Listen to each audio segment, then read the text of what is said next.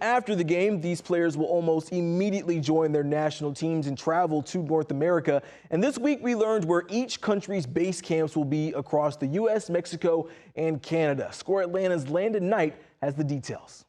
FIFA has officially finalized the team-based camp locations for all 48 nations competing in the 2026 World Cup, and Atlanta is going to play a pretty big role in all of it. These base camps are basically each team's headquarters throughout the entirety of the tournament. Hotels, training facilities, medical staff, media operations, everything teams need while they prepare for the matches will be available.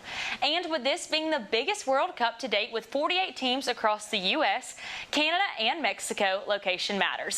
Several teams playing matches in Atlanta decided to stay nearby.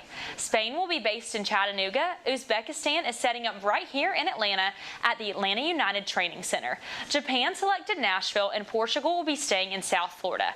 One of the biggest stories this week involved the Iran national soccer team.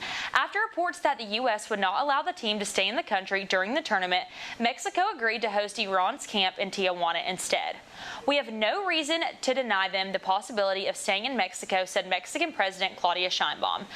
FIFA says that these camps will also bring a major economic boost to host cities because teams, staff, media, and supporters will all spend extended time in those areas throughout the tournament.